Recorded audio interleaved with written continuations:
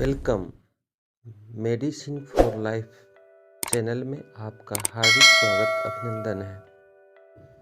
आप देख रहे हैं medicine for life YouTube channel.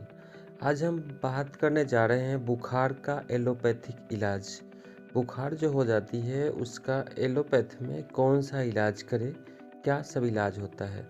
मुख्य रूप से 5 प्रकार की दवा दी जाती है एलोपैथिक इलाज में। एंटीपायरेटिक बुखार उतारने की दवा जो होती है प्रमुख होती है, वह मुख्य रूप से दी जाती है। एंटीबायोटिक दवा जीवाणुरोधी जिसे कहते हैं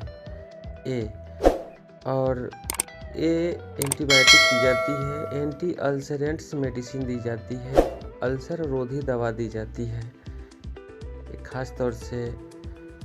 और विटामिन बी कम्प्लेक्स, चौथी प्रकार की दवा विटामिन बी कम्प्लेक्स दी जाती है। और 5वीं प्रकार की दवा जो है वह स्टेरॉइड्स मेडिसिन की डोज दी जाती है। एक बुखार में ये 5 प्रकार की दवाएं दी जाती है। इन 5 प्रकार की दवाओं से बुखार पूरी तरह खत्म हो जाता है। एंटीपायरेटिक दवाओं में paracetamol, acetaminophen, ibuprofen, mefenamic acid, aceclofenac, ये सभी प्रमुख है। इसमें पैरासीटामोल मेडिसिन जो है वह कॉमन है। निमेसुलाइड भी दी जाती है लेकिन इसमें नहीं दर्शाया गया है। पैरासीटामोल कॉमन मेडिसिन है। कहीं भी किसी को भी अगर फीवर होता है, बुखार लगती है, तो पैरासीटामोल तुरंत लोग दे करके उसके फीवर को उतारते हैं। एंटीबायोटिक के रूप में दिया जाता है cefixime, cefpodoxime, ciprofloxacin, ofloxacin, azithromycin, tetracycline और सेफुरोक्सिम। इसमें सेफुरोक्सिम बहुत ही महंगी दवा है और सिप्रोफ्लोक्सासिन बहुत ही सस्ती दवा है और टेट्रासाइक्लिन बहुत ही सस्ती दवा है। आप इस सब में से कोई भी एंटीबायोटिक मेडिसिन बुखार में दे सकते हैं। तो सबसे ज़्यादा प्रभावी जो होता है वह ओफ्लोक्सासिन, एजिथ्रोमाइसिन और सेफुरोक्सिम मेडिसिन होते हैं। ये सभी प्रकार की दवाएं एंटीबायोटिक के रूप में है और बुखार के मरीज को ये सब दिए जाने के बाद बुखार जल्द ठीक होने का बहुत जल्द क्योर होने का चांसेस रहता है।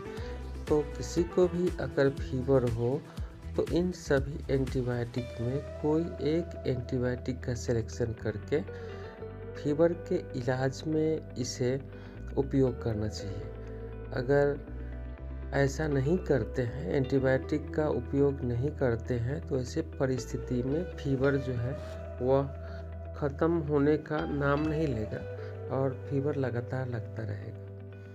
अब बात आती है एंटी अल्सरेंट्स मेडिसिन की। एंटी अल्सरेंट्स मेडिसिन में ranitidine, famotidine, rabeprazole, pantoprazole, omeprazole, lansoprazole, cimetidine प्रमुख है। जिसमें रेनिटिडीन और फेमोटिडीन बहुत ही सस्ती दवा है। रेवेप्राजोल, पेंटोप्राजोल, ओमेप्राजोल और लैंसोप्राजोल, सिमेटिडीन महंगी दवा है। इसमें से कोई भी एक मेडिसिन हम यूज कर सकते हैं, वह एंटी अल्सरेंट्स के रूप में। और बुखार के मरीज को इसीलिए दी जाती है कि एंटीबायोटिक जो है वह अल्सर पैदा कर सकती है, तो उसके असर को अल्सर पैदा करने की कार्य क्षमता को ख़त्म करने के लिए उसके साथ एंटी अल्सरेंट्स मेडिसिन दी जाती है।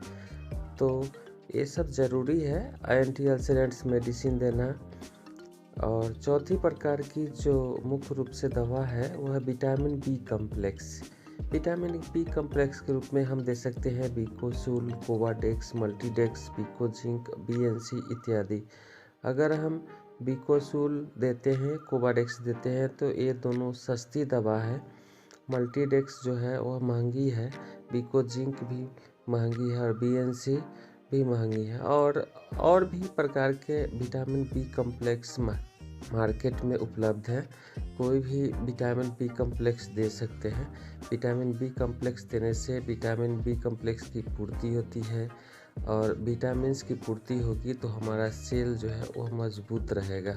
तो अक्सर बुखार होने पर शरीर में वीकनेस हो जाती है, कमजोरियाँ हो जाती है, तो वैसे पेशेंट के लिए वैसे परिस्थिति में हम उनकी कमज़ोरी को दूर करने के लिए विटामिन बी कम्प्लेक्स देते हैं। और विटामिन बी कम्प्लेक्स से हमारे शरीर में चुस्ती फुर्ती स्फूर्ति विद्यमान रहती है। 5वें प्रकार की जो दवा है वह स्टेरॉयड्स मेडिसिन।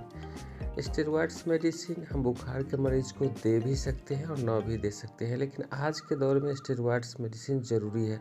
स्टेरॉयड्स में dexamethasone, betamethasone, prednisolone, methyl prednisolone, deflazacort प्रमुख है। इसका डोज योग्य एवं अनुभवी चिकित्सक के सलाह अनुसार करनी चाहिए। आप हमारे इस चैनल को सब्सक्राइब कीजिए। ये वीडियो कैसी लगी आप हमें सजेशन दे सकते हैं। यह जानकारी की कमेंट करके आप ज़रूर बताइए। आप सब्सक्राइब कीजिए और ज़्यादा से ज़्यादा लोगों तक इसे शेयर कीजिए। धन्यवाद वीडियो देखने के लिए।